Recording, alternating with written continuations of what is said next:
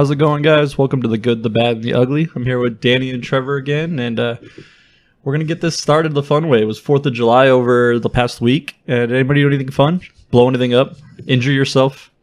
Trevor, did you keep it safe with the kids? Oh, definitely. There was some fireworks that kind of spooked me, and I ran away for a second. Spooked At least, you? Did you guys have like shit that blew I was up, like right next to it. And then, did you guys keep it legal or illegal? Oh, it was definitely legal. Good. Good answer. Well, I was pretty close to it, within like 5 feet, and all of a sudden, like, it went a lot higher than I expected because it was a small one. I was like, this guy's got nothing. And I was like, whoa, and like I took off for a second. I was like, okay. Whoever's I think it was the big red devil or little red devil from TNT. I think that was. You look at the names of the fireworks that you let off? Of course. You have to. I actually did research. We went over to Shut Jackie's the fuck parents, up. and we were looking at the ones they bought, and we were like, "Oh, this one is a sparkly fountain with loud pops."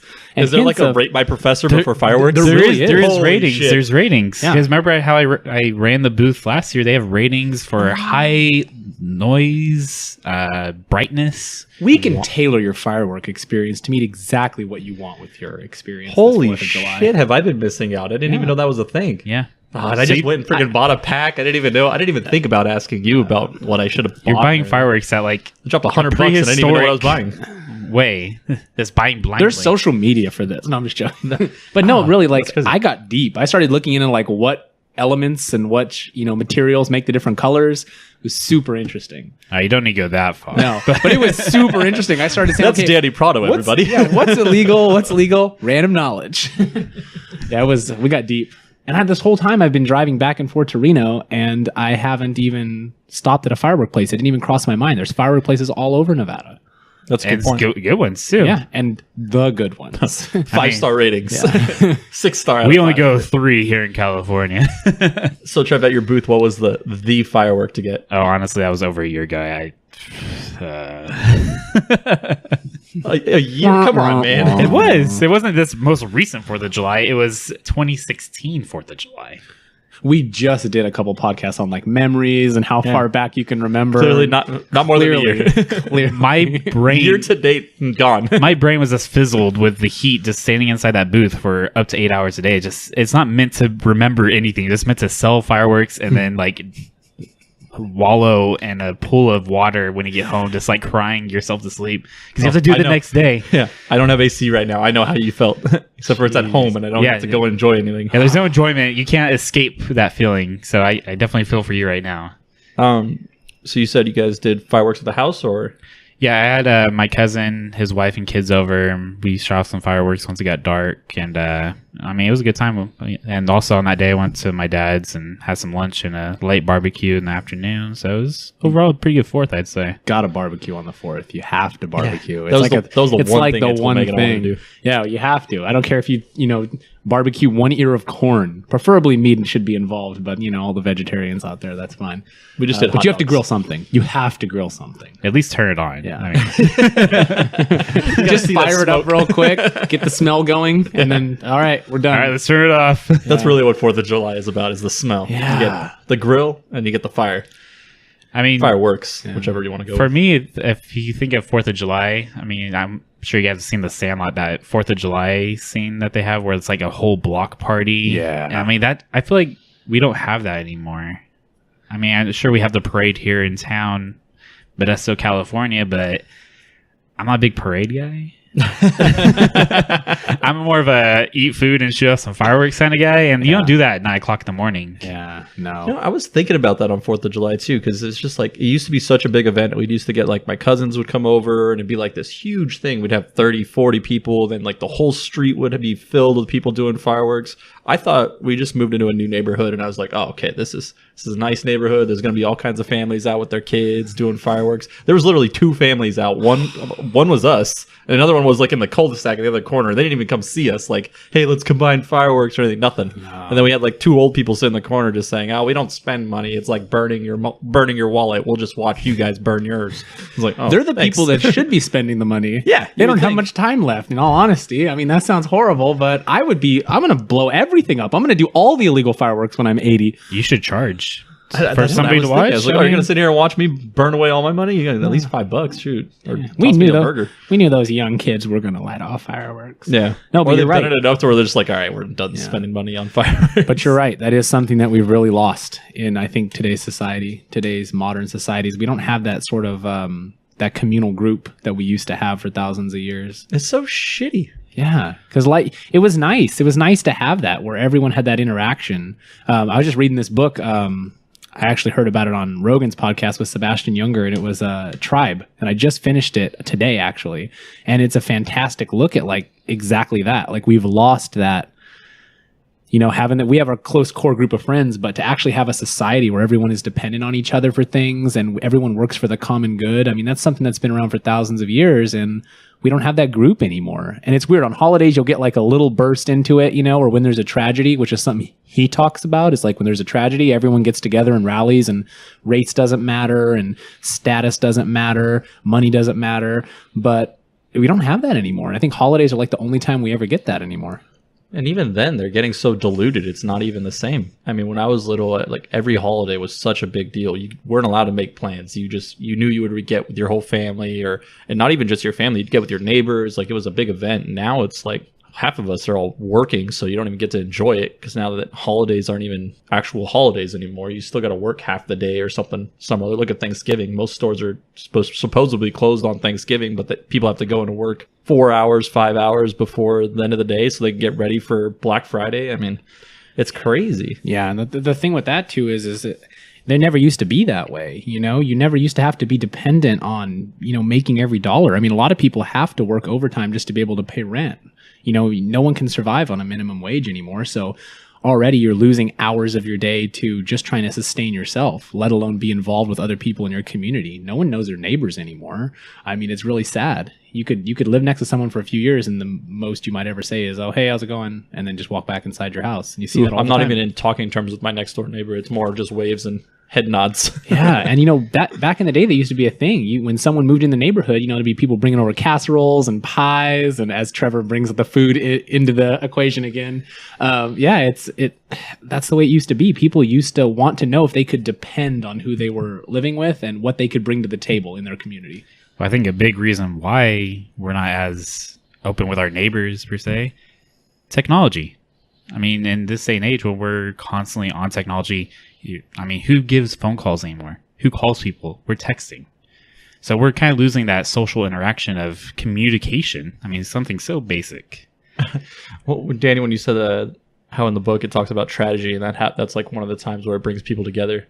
I just think it's funny because now it's like it doesn't even bring people together; it just brings people onto their Facebook so they can change their status of like the London tragedy that happened. It was change your Facebook cover photo filter, or whatever it was, to the filter to the what was it? I don't remember what it was. It was like just we love Paris or like a flag, kind of like red, white, and blue or whatever when they did for the France thing, and I remember that. And that was their way of bringing everybody. Yeah, that's doing your part, you know. Yeah, but you know what? He actually brings that up in the book. He talks about how when veterans come back, you know, they don't need a, you know, like we support the troops bumper sticker, you know, and they also don't need a handout. They don't need, you know, they don't need that, you know, some might need that charity because of the PTSD, or they might need the opportunities, but there's a lot of them that just, they want to be in a normal part of society again. When they're in a unit, or, you know, someone goes through a tragedy, say 9/11 or something like that, everyone came together and fit together so well and so perfectly. I mean, he talks about it. Suicide rates dropped.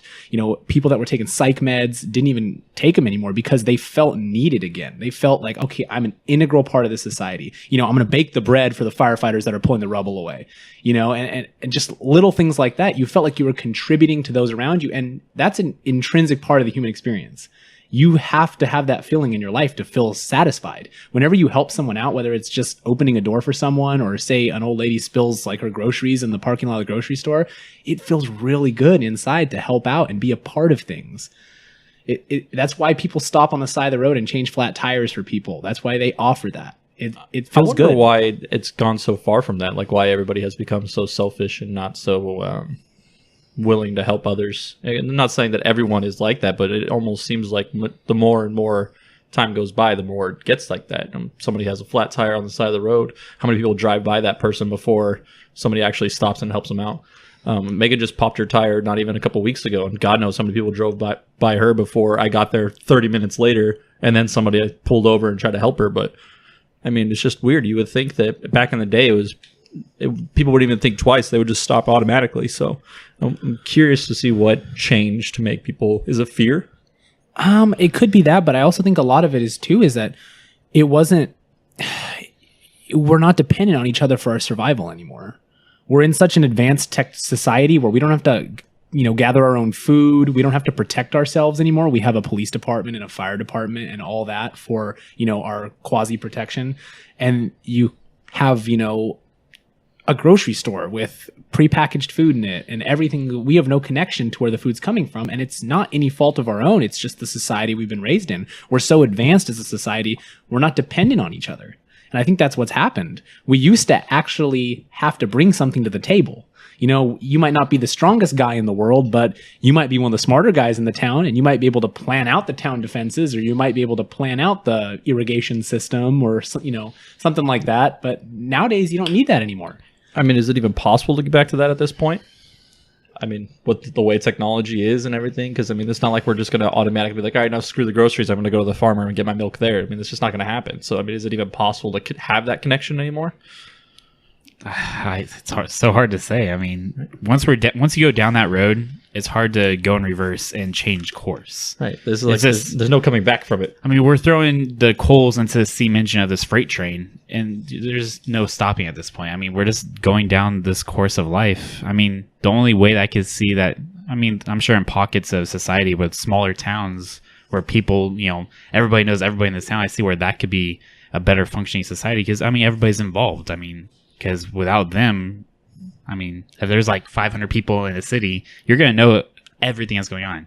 A lot of people probably hate that, but I'm sure a lot of people would crave that feeling. I mean, we live in a moderately sized city in Modesto. I mean, how many people do you know aside from your small group of friends? I mean, yeah, I mean, and that's the thing is most statistics and all that stuff come from the larger cities and everything because nobody really pays attention to the little small town people. Because I mean, and I'm sure if you go to those small towns, they're probably living a lot better than people in the bigger cities. I mean, it kind of always goes back to that whole Joe Rogan thing and how he talks about how the more people you have in a society, the more chaos comes from it. Yeah, it's that number that we were talking about. Man, we had it. Go back to our previous podcast we talked about. That was like number 2. Yeah. Social media podcast if you want to hear about that. No, but I think the biggest thing is that's happened now too is everyone is at each other's throats, and you can see that now. I mean, you talk about current events that are happening now, everyone's at each other's throats. Liberals are at conservatives' throats, and different races are at each other's throats, and that's something that he talks about in this book. Younger does. He says that if the terrorists really want to take over the United States, the only nation that can destroy the United States is the United States. I mean, that's how Rome fell. Rome fell from internally. They fell from the inside because everyone was at each other's throats. And that's what's happening now. We're not working together. And I think what people need to do is stop concentrating on being so divisive. There's no need for us to look for each other's differences. We need to look for why do we spend so much time on that? I think is the main thing. Why do we spend so much time looking at what's different about people? Right. And we need to be looking more on what is unifying in us. What is the most, the things that we think alike on. Everyone loves freedom in this country. Why are we concentrating on like the color of people's skin? And why are we concentrating on, gender? And why are we concentrating on all these other things that just pull us apart when we could really just concentrate on coming back together? I don't think there's any way we're ever going to get that original like tribal feeling back, but I think we can have a quasi mode of that. I don't know. It'd be so tough because I mean, you would literally have to mind shift the world and to have them completely change their perspective on just life. Because I mean, with how competitive people are, the first thing you do when you see somebody else is you start comparing yourself to that other person. So regardless if it's what they're raised or anything else, it might not be their color of their skin at first, but it might be, oh yeah, he's tall, but he's kind of a douchebag. Like, you don't even know the guy, but you're instantly already trying to break somebody down before you even know the person. And I don't even think it necessarily has to be with race or politics, but that's where it all stems. It's just having to compare with somebody. And I don't know. Yeah, I don't know if there's any way to go back from that. I mean, that's just from being human. It's that competitive nature of needing to be better than somebody else, regardless of the fact. I mean, I think it comes down to admitting when you're wrong. I mean, a lot of. Yeah. I mean, who admits that? I mean, a lot of these fights and. I mean, just talking about politics or, like you said, gender and everything, it all comes to just admitting when you're wrong. That would solve so many issues. I mean, we're holding ourselves back, having the same fights and arguments for months and years that we're not solving anything. So what issues are going to get solved if nobody's willing to give any ground? Yeah, Megan, if you're listening, if you could just admit that you're wrong every once in a while, life would be a lot better. Just throwing that out there. Sounds like some deep-seated personal things. Is not having air conditioning getting to you guys? Air conditioning is getting to us hard, man. Getting to us hard. No, but I 100% agree. Definitely. Yeah, and I think too that it's really weird too because this book he really got into. I keep talking about this book, but it's a really fantastic read. It's only like 130 pages too. It's really, really easy to read, and it's really no, you good. might be able to do that. Okay, why you gotta throw me? It's double spaced, size 12 font. No, but he talks about how the reason why there's always going to be this, conservative versus liberal debate and Republican versus Democrat debate is because it's been going on for thousands of years. The liberals and conservatives or progressive liberals, whatever they're called now, they are, they want everyone to be equal and everyone to share equally and to not throw out any of the people that aren't contributing to the society because that would be morally wrong to do that. You can't just throw people out. So that's their take on it. And then you have the conservative Republican side, which is the survivalists back in the ancient times who are like, well, what is Trevor bringing to the group? He's got like a messed up leg, a broken leg, and he's going to limp for the rest of his life. He can't hunt any food for us. He can't work. He's just a mouth to feed. We're not going to survive as a group if Trevor's eating our food. So you have both sides. And that's the conservative argument is like, we don't want to give these people a handout.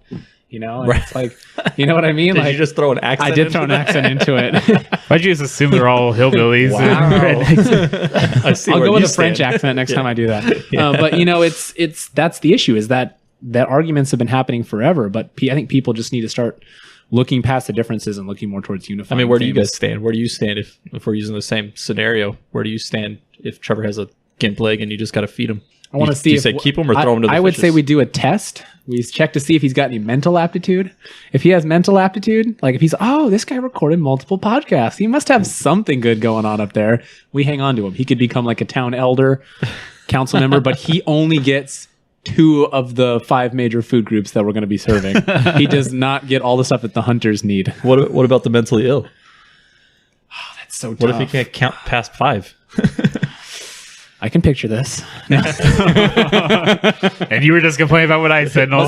This isn't live, but Yeah, if you saw that's Trevor tough. right now, he's trying to count past Well, 5. I think that the group would have to make the choice. It couldn't fall on any one person because that becomes a dictatorship. Make You it can't play democracy. God. Yeah, you can't play God. You can't on that scenario. And I'm of the mindset where we should help everyone. I'm of that mindset.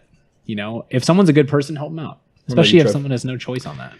We'll flip it so you're not the retard. Danny would be. All right, Danny's the I don't retard even know now? if I should have said that, but if Danny's the slow one, With a gimp leg? yeah, with the gimp You leg. can't count to 3? Yeah, 3. Well, it's worse for me. I get lost at 2.5. I could see it. I feel like you'd have to. I feel like you'd have to find something that a way that he can contribute. I mean, he can't just be a freeloader with quotations. I'll peel potatoes all day.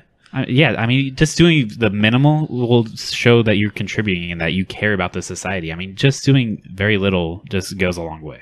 So that's how I view that. Yeah, and I feel like that's probably the most conservative way to look at it from like the liberal side of things is that, I mean, they don't necessarily want the handouts either, but they don't necessarily think that they should be doing as much if they're not capable of doing.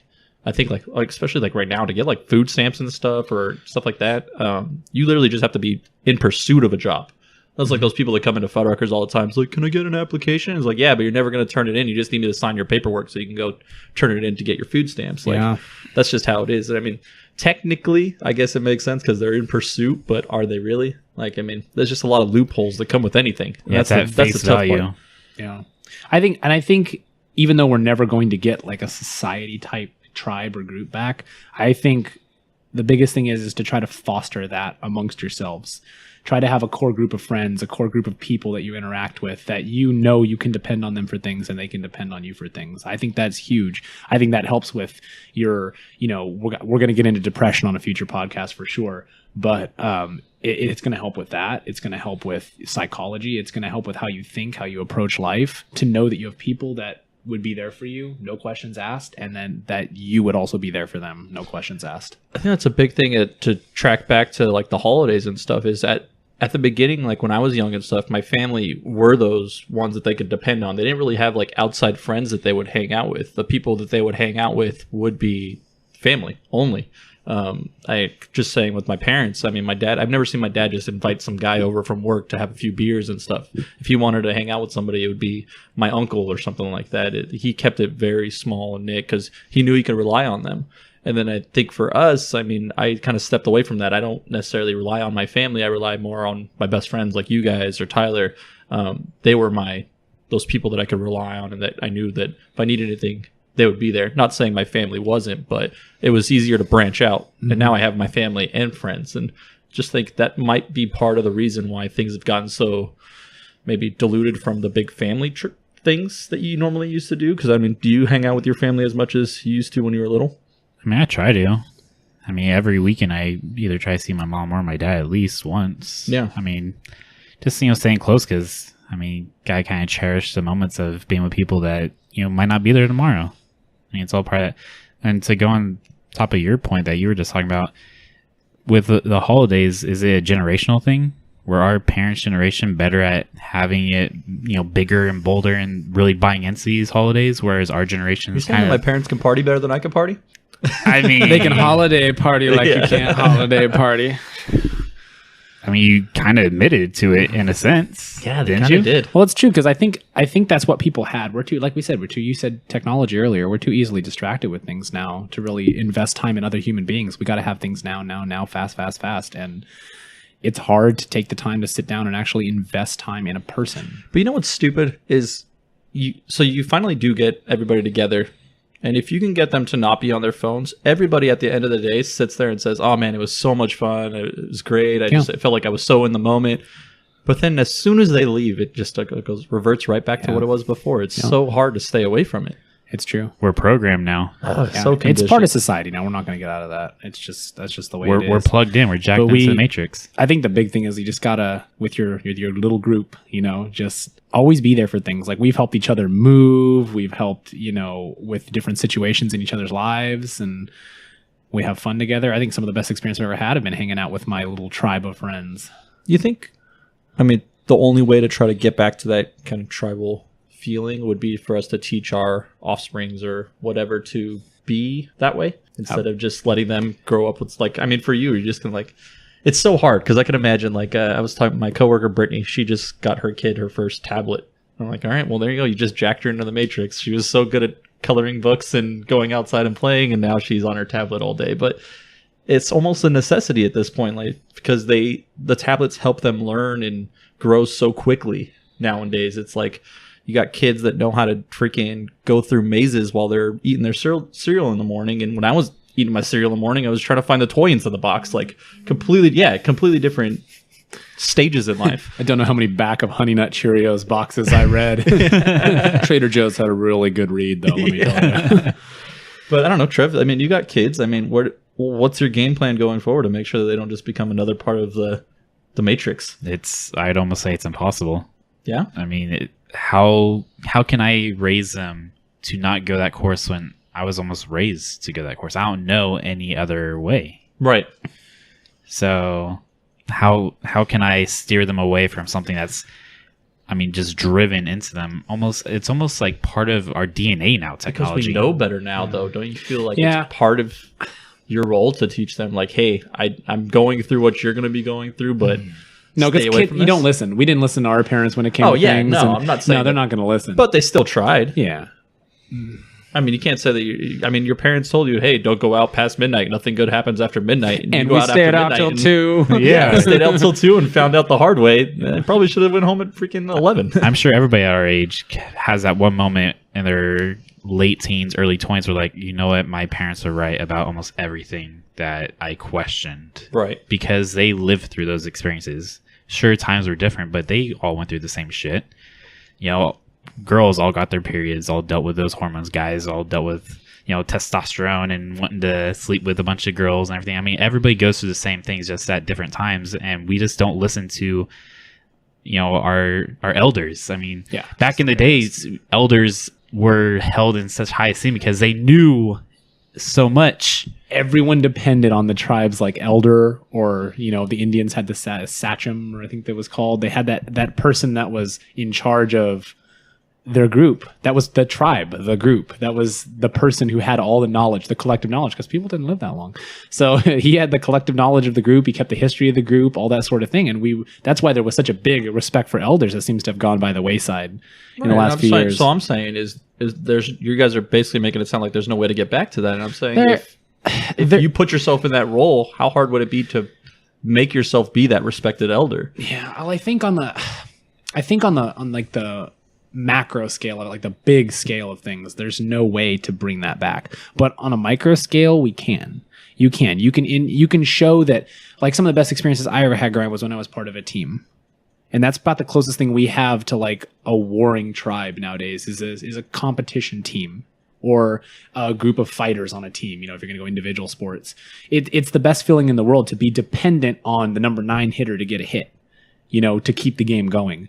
It never happens because the number 9 hitter usually sucks, but you know, you're dependent on someone else, and that level of having the group depend on you and you depend on the group and vice versa and all those in betweens, that's as close as we can come to it nowadays. And you hope that your future, you know, my future children, your future children, all are going to take those beliefs and lessons that they get from you putting them in things like that. And they can say, okay, well, when I was a part of a group, this is what you do. You put in the work to help the group. Right. And then they take it to their adult life and they transition it to the workforce. They transition it to their daily life. And when they come to interacting with other people in their group. This is going crazy off topic. We've just been kind of going in circles, which is awesome. But sports, I mean, I sit there and I think about like the coach. There's so many players that like their coach was like their father figure, and it's like they listen to everything that coach said. But really, I mean, it's just another dad that's just standing there and telling you this is what I think you should do, and you just listen. You don't even question it. And if you do question it, you feel bad about it afterwards because you're like, oh, he's the coach. I gotta listen to everything he says. But Trev, you played baseball. I mean, how many coaches did you have that you were just like, this is the guy? It's funny that you bring that up because my dad actually coached me starting at age 8 until about 14. I remember questioning everything. Because it was your dad? Because it was my dad. See, that's so weird. That's how it was for me too. And then I played high school ball, and all of a sudden, like, everything that my coach was saying was the same shit that my dad was saying. I'm like, oh, man. Oh, shit, I fucked up. Told you. So that goes with my point earlier where there's always that point where you realize, like, oh, man, my parents are right. See, that's so weird to me. It's just like, why is that mindset like built into our head that just like, man, now my parents don't know what the hell they're talking about, but somebody else could tell you the exact same thing, and you're just like, oh yeah, that makes so much sense. Why didn't my dad tell me that? And I think that is built into our DNA, built into our past, and why we think that way, because that's the way it used to be. People were not raised just by their parents for thousands of years. They were raised by the community. Mm-hmm. You know, they had their equivalent of daycare where certain mothers would take turns taking care of all the kids while the other mothers harvested in the fields, or, you know, made yarn or whatever it is they did back in the day. Things we don't need to do now. Like, and the guys would be off fighting or hunting and providing. And so everyone kind of, as a group, took care of everyone else. And so I think that whole idea of, oh, well, my dad didn't, I'm not going to trust what he's saying about this double play. And then the next coach goes, no, that's what you do. I think that was happening in the moment. I think you had everyone reinforcing the values, reinforcing the training, reinforcing the teaching. And that was why kids, or, you know, those growing up had no issue with that, like what we're talking about right now. And then also the fact that there actually were like passages to womanhood and passages to manhood and things like that in a tribe and in a group that we don't have nowadays. Where's our test of manhood when we reach adulthood? There's none. Oh, I turn 18, I'm automatically going to be a parent. Yeah. Some people would say, like, you know, sleeping with a girl is going to be the thing. But no, that's not a test of, that was no test of manhood back in the day. The test of manhood was like putting your hand and getting a bit by bullet ants or something, you know, like it was something that you had to conquer fear. We don't have that now. Now it's who's got the biggest truck. That's right. The biggest Tires wheels. with some lights. Here's my fourth place trophy. Here's my seventh place trophy. Here's my Triggered. We did this. No, but it's so true in that regards. It's just we don't have that anymore, and I think that's such a huge part of why are suicide rates so high nowadays. It's because people don't have that structure, that structure they can lean on with other people. People keep a lot of things inward now. That's why so many people have psychologists, and that's why there's so much mental illness nowadays. It's because people feel like they don't have a purpose. People feel like they don't have something they can do. They can be making millions of dollars. Who commits the most, who's the most at-risk group for suicides? It's middle-aged white males. no.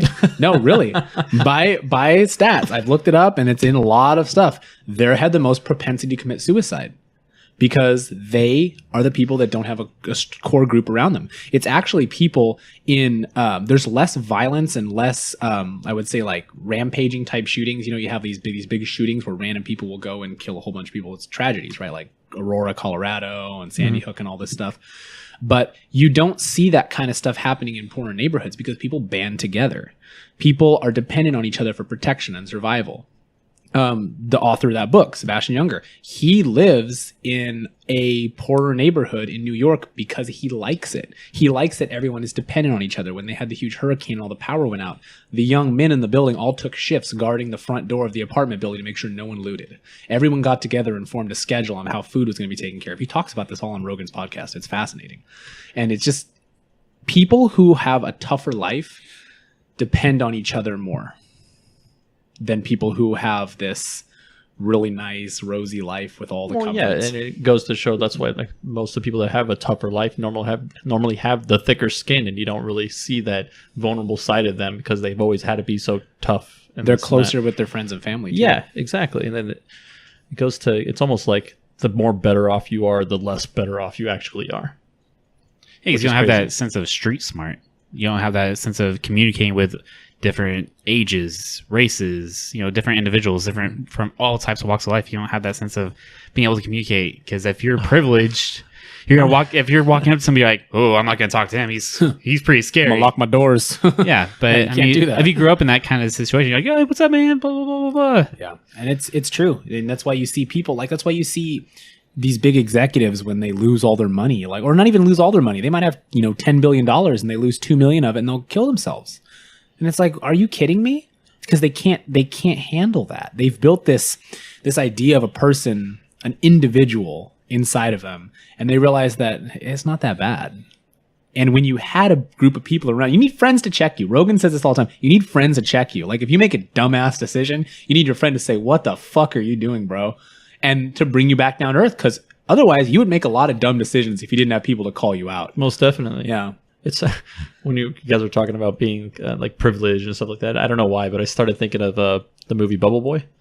He's not privileged at all. He's the opposite. But he's in the bubble and he's being sheltered and everything. And then like the whole movie is him going on this adventure and just meeting bazillion different people and just living life a completely different way. But it's like, I don't know why I was trying to connect the two, but it's kind of like that where you can't be sheltered. You can't live this one lifestyle and expect everything to be okay. You almost have to branch out and try to find other people to kind of take you where you want to be and rely on other people just as much as you rely on yourself. But yeah, I cracked up in the middle of one of your guys' sentences because that's the first thing that popped up in my head. Have you guys seen that movie? Yeah. Danny, have you seen Bubble Boy? But Gyllenhaal, right? Yeah. Okay. I just love it. That's what popped into your head. That's so awesome. I'm a child.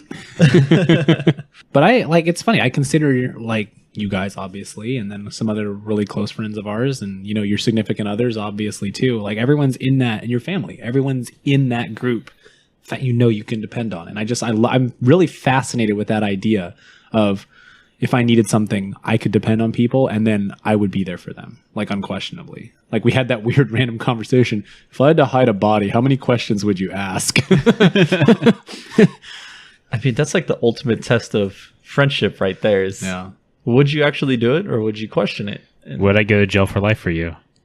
Oh, my answer to that was already, if I can get solitary, yes, I would go to jail for any one of you guys. But there's no guarantees of that. I know. I could honestly say I would do it for every single one of my friends. So all the guys are going to be my groomsmen and everything. I would do it. But then if you threw a kid into the equation, like Trevor, like you have kids, I don't think, for one, I would never ask you to. Like I would never say, "Hey, Trev, I gotta hide a body." And that's why you have a group of friends, so that way you can go ask There's more than one. Yeah, go to Danny instead. I mean, don't get your feelings hurt, but Danny can just tell me about the situation so I know what's going on. But it's so painful. but yeah, I would definitely do it for all of my friends. But that's also kind of the way we were raised too. I mean, a lot of us were very unselfish. We're very kind of out there. Okay, I'm not going to speak for everybody because Trevor's already shaking his head. No, fuck off, man. I don't want to do shit for you. Don't ask me, motherfucker. But no, that's how I was raised. You just kind of do things for people. You don't even ask questions. You just, because you would expect that they would do it for you, and if they don't, then it is what it is. At least you did your part. But it's never you just never ask questions. You just do what you think is right. Well, your family's your original tribe. Your family's your original group. That's the first society that you were a part of. You know, when you first start having your memories, like we talked about a few weeks ago, it's always going to be of your family. Like you said, your first was of crashing and getting your bike and crashing it into your grandpa's car. It was so bad. It was so stupid. I thought I was like a straight up BMX rider and just freaking try to zip my way in between them. And I didn't zip anything. I just zipped into a car. Slalom, baby, slalom. It was so stupid. Slow motion. But yeah, no, you realize that we see, especially when you have younger siblings. I know that you don't have younger siblings. You don't have younger siblings. I'm the oldest. So when you see younger siblings and how dependent they are on your parents' care and how dependent they are on their older siblings' care, it kind of like wakens you up to the fact that you need to be able to have some compassion towards people that are more dependent in society and people that are more dependent in, just different walks of life. Kind of interesting. What was your guys' favorite memory of a holiday from when you guys were younger? Like, what do you guys remember the most from one of the big holidays? For Christmas, I remember I was probably like anywhere from like 6 to 10. I remember just the commitment that my parents had to making sure that I believed that Santa was real. I mean, I remember they would like throw stuff on the freaking roof so I could hear Santa's sleigh landing. That's so epic. And I was like, holy crap, he's here. God, last year must have been so much fun for you. What the hell? He never came. My kids got no presents. And that's where it backfires. No, mine's probably Christmas too, because like we'd just go balls deep for Christmas. Like no joke. We would do like Christmas cookies and we'd hand make Christmas cards out of last year's Christmas cards. We would like cut them up and like make new ones. That was always super fun. God, you were so homeschooled, right? Yeah. We're not buying new things. Yeah. Reuse this crap. Yeah. That's what we would do. We'd send our Christmas cards to our grandparents and whatnot. And then did you guys Christmas carol? No, we didn't go out. No, we Christmas carol at church. Like before you go door to door? mass started. No. We lived in the country. It was a long walk to each house. The cows did not appreciate it. The cows were like, But no, we would like decorate the tree on a certain day before. We'd set the lights up, 2-3 days before, because we didn't celebrate Christmas till exactly the 25th. And it was neat. We go to midnight mass every night, Christmas, and it was a lot of fun. And then it was always family oriented though. And even Easter was a big one when you're a Catholic. Like we'd always make sure we had the same meal. And, Christmas Eve was always the same meal. And it was always with our grandparents or, with family members, uncles, aunts, etc. So it was kind of nice. You'd have everyone would come together for that. And I think that was like the thing I remember the most out of holidays or, that sort of thing. Yeah, that's definitely my favorite thing about Christmas time. That was probably the biggest holiday for us was Christmas also. My cousins would come from LA, my cousin Jonathan, Patrick, and they'd be coming from LA and they would all come after their parents would get off work. So they'd be coming super late. I mean, it was like a 6-hour drive for them, or maybe not, 4-hour drive because we lived in Visalia at the time. But they would show up super late, which, I mean, I'm saying late now. It was probably only like 8 o'clock, but bedtime was 9. So. I'm so late, Daddy. Yeah. But they would show up super late. My parents would let us stay up, and then they'd come over, and then they'd let us stay up even longer because everybody's catching up and stuff. Yeah. We'd set up sleeping bags in the living room, and there'd be like, there was like 8 of us or so, all sleeping in there. We'd play video games, old school, like 64 and stuff like that. God. So weird to say the 64 was old school because I was so stoked when I got one. Oh, it's not working. Blow on it'll work. Yeah. That's my favorite. That was, like you said, that was my favorite thing about holidays was just getting all the family together and stuff, which is so impossible to do now. Yeah. Especially now that we're all older with the way jobs are and how committed everyone is to making sure that they're reliant to their job, so they can't even take time off. It's just like, it's impossible. I don't even know if I'm gonna have another holiday like that unless it's with my own family and like my own like family that I create is what I mean. Mm-hmm. To add on to, just you talking about your family and how cool it was, like getting all your cousins there, sleeping bags. To add on to my favorite parts of every holiday is going over to your family's house and having your parents say, all right, we're leaving, get ready. And then 3 hours go by. Yes. And you're still Every there. time. That's how it works. Or like when you're really tired and you're like, Mom, I'm so tired. We're going to go. Okay, we're going to go in a second, honey. We're going to go in a second. And then now as adults, we're realizing like, oh man, that's how it is when we leave our parents, or that's how it is when we leave our friend's house, because you don't want to go. It's such a good time to hang out with your group. It's such a good time to hang out with them that it's just, you don't want it to end because like you just said, those times aren't often. They don't happen all the time anymore. They don't. In this society, they don't. Or for my parents, it was probably like, this was their one vacation from their jobs. So they're like, we don't want to end this because we know if we go to bed the next morning, we got to go right back to work. But as a kid, I was like, oh, no, I'm tired. I want to go home. Like, I don't want to be at my aunt's house all day. My video games are back at home. But a complete flip side, it's weird to be older now and to have that kind of mindset of, oh man, I don't want to end this too soon. It's kind of like these podcasts. Like sometimes we're done, and I'm just like, "Oh man, all right." It means, or Sundays. like you get to the end, and it's like, "Oh man, well I guess we're done." That's all for today's episode of The Good, the Bad, and the Ugly. Don't forget to like and subscribe to our podcast on SoundCloud or iTunes to get all updates on future content. And just remember, it's not important who's right or wrong, but it's always important to ask why.